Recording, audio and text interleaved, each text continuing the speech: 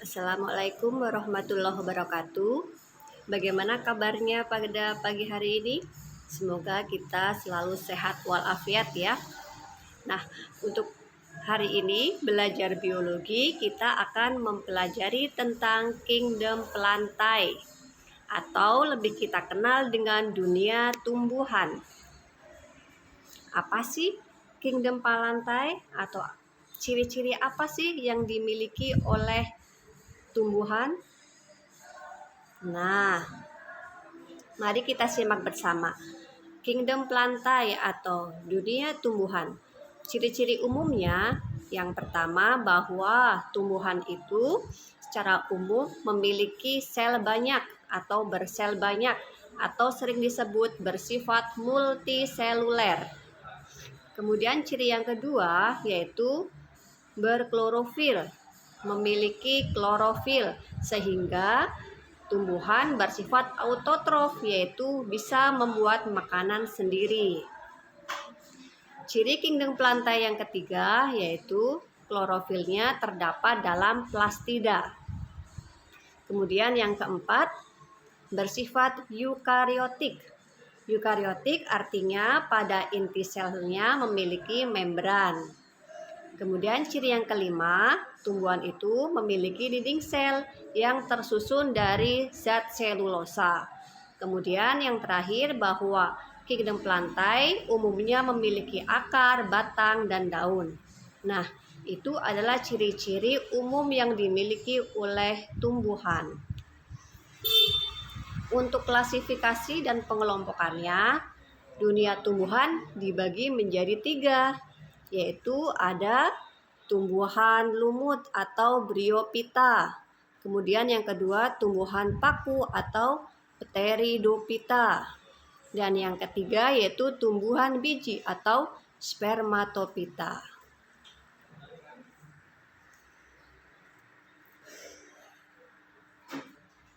Tumbuhan juga dikelompokkan, yang pertama bisa berdasarkan cara perkembangbiakannya menjadi 2. Yang pertama yaitu Cormophyta berspora.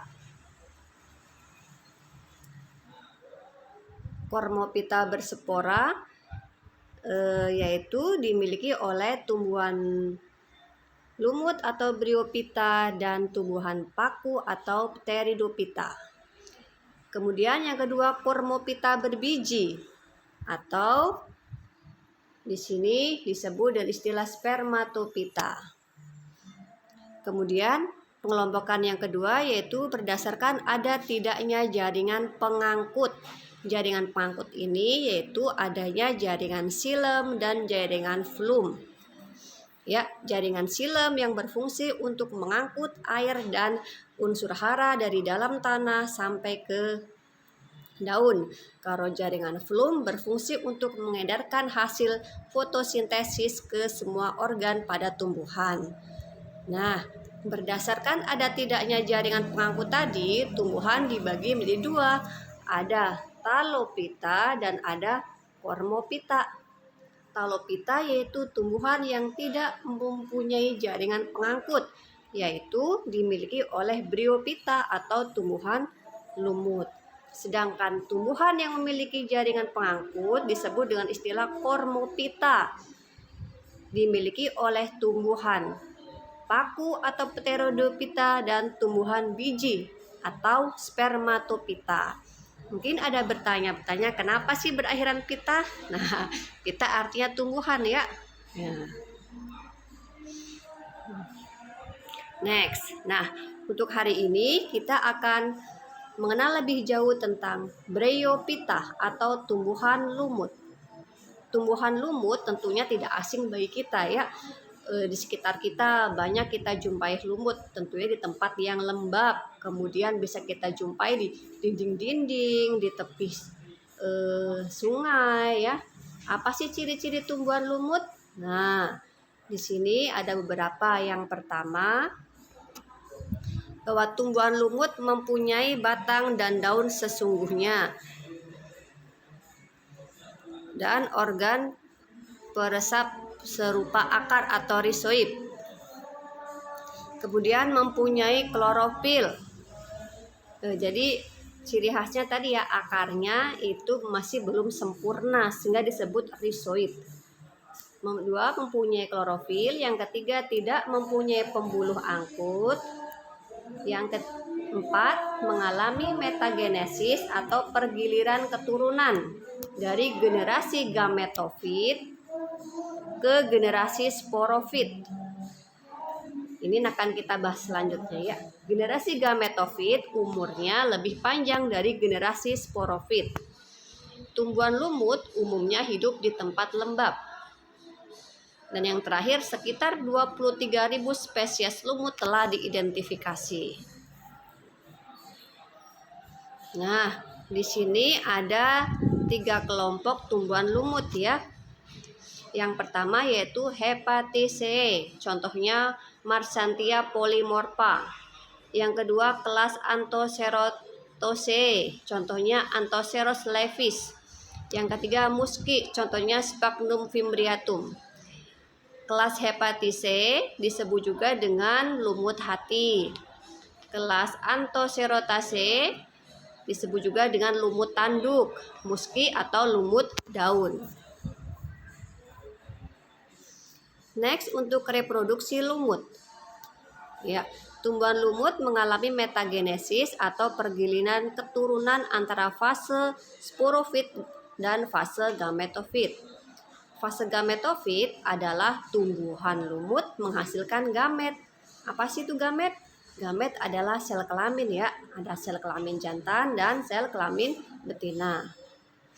Nah, fase gametofit sifatnya lebih dominan dan hidupnya lebih lama. Kemudian tumbuhan lumut sel-selnya haploid sebab tumbuh langsung dari spora. Yang keempat, fase sporofitnya adalah sporogonium menghasilkan spora. Hidupnya tidak lama. Dan yang terakhir, sporogonium sel-selnya diploid sebab tumbuh dari zigot. Nah, ini ada gambar tentang daur hidup tumbuhan lumut. Nah, jadi kalau kita lihat lebih seksama pada tumbuhan lumut, satu individunya bisa terlihat seperti di gambar ya. Nah, itu lumut yang sudah dewasa. Nah, bisa dilihat di paling atas tuh ini ada rhizoid ya, rhizoidnya, kemudian ini ada batang, ini ada daun. Nah, ini ada kotak sporanya di sini. Nah, kotak spora yang sudah masak dia akan mengeluarkan spora ya. Spora ini sebagai alat reproduksi ya, nantinya akan berkembang menjadi protonema. Nah, protonema ini nantinya akan menjadi tumbuhan lumut. Kemudian tumbuhan lumut menghasilkan sel gamet.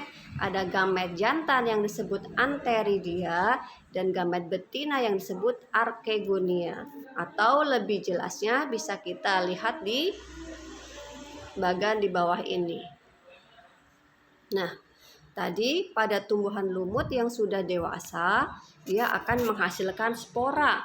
Keluarnya spora ditandai dengan pecahnya penutup spora atau operkulum pada kotaknya. Spora yang jatuh ke tanah yang lembab, dia akan berkembang menjadi protonema. Ya. Kemudian protonema akan berkembang menjadi tumbuhan lumut. Nah, tumbuhan lumut ini bersifat gametofit. Kemudian tumbuhan lumut yang bersifat gametofit akan menghasilkan gamet jantan yang disebut dengan antheridium dan gamet betina yang disebut dengan istilah archegonium. Gamet jantan menghasilkan sel sperma dan gamet betina menghasilkan sel telur. Kemudian terjadi fertilisasi atau penyatuan menjadi zigot. Ya. Kemudian zigot berkembang menjadi sporogonium. Ya. Kemudian sporogonium ini bersifat sebagai sporofit. Artinya tumbuhan yang menghasilkan spora. Sporogonium berkembang menjadi sporangium ya. Sporangium menghasilkan spora dan nanti ini akan siklus ke atas lagi. Ini disebut dengan istilah metagenesis atau pergiliran keturunan.